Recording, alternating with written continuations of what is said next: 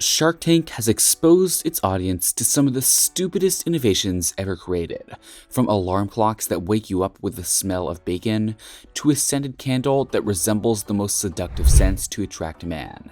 Here is a list of the top 7 most successful businesses that got their start on Shark Tank. Number 7. Tipsy Elves. When Robert Herjavec spent $100,000 in Season 4 for 10% of Evan Melshendon's and Nick Morton's ugly Christmas sweater company, it appeared to viewers that he was wagering on a passing craze. But as he told Business Insider, it turned out to be his most profitable Shark Tank investment. Herjavec assisted in making Tipsy Elves a year-round novelty apparel firm that can capitalize on several holidays and college football season in order to keep ahead of trends. Tipsy Elves' yearly sales was $900,000 prior to its participation on Shark Tank in 2013. According to the company, it made roughly $8 million last year and is on target to reach $12 million this year. Number 6. Breathometer. Charles Yim received a 5-shark deal for Breathometer, a portable breathalyzer that connects with a smartphone in Season 5.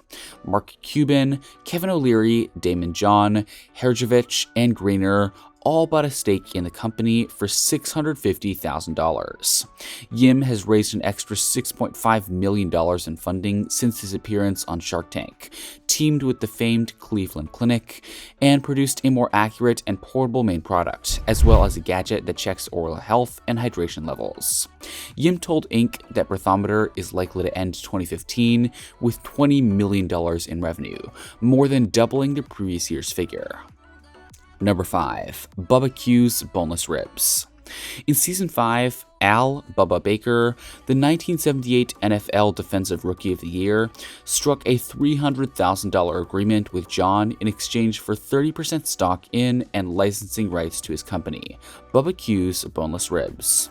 John told Industry Insider that as a fashion designer, he never expected his most profitable venture to be in the rib business. John assisted Baker in securing an agreement with a large-scale food processing company, and he believes BBQ's will soon become a national brand with $200 million in lifetime sales.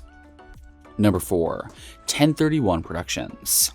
In Season 5, Cuban put up $2 million for a 20% stake in Melissa Carbone's live horror entertainment company, 1031 Productions.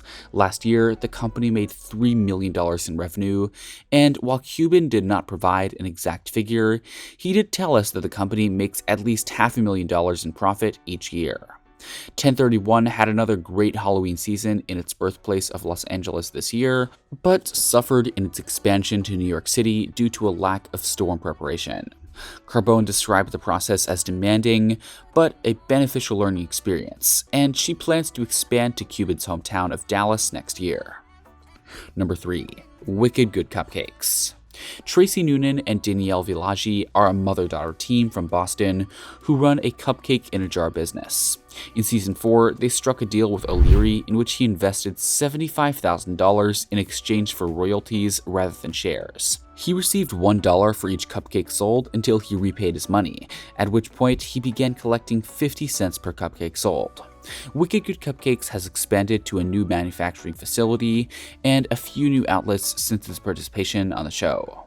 O'Leary claims it's been his most profitable investment on the show, with monthly sales increasing from roughly $7,000 to $400,000, or around $4.8 million yearly, since Noonan and Villaggi appeared.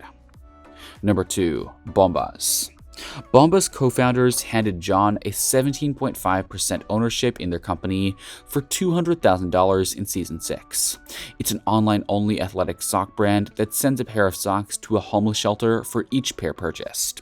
The creators of Bombas informed radio host Jason Bax that they sold $400,000 worth of socks in the 4 days following their television appearance and completed 2014 with a total sales of $2 million. According to John, it's one of his most profitable investments. Number 1. Scrub Daddy. The biggest Shark Tank success story has by far been a sponge manufacturer. Scrub Daddy has made $75 million in revenue over the last 3 years, according to investor Lori Greiner. In Season 4, Greiner struck a deal with its creator and CEO, Aaron Krause, for $200,000 in exchange for 20% equity. Krause had failed to reach $100,000 in sales in 18 months at that point, but Greiner saw significant promise in the company's hallmark item, a revolutionary smiley face sponge that was more durable, hygienic, and effective than a standard sponge. She assisted Krause in expanding his product range and bringing it to QVC and stores such as Bed Bath & Beyond, where it became a bestseller. And with that being said, it's time to end our video. Which is your favorite Shark Tank pitch? Let us know in the comments. Like this video and make sure to subscribe to the channel for more amazing videos like this. We'll see you in the next video.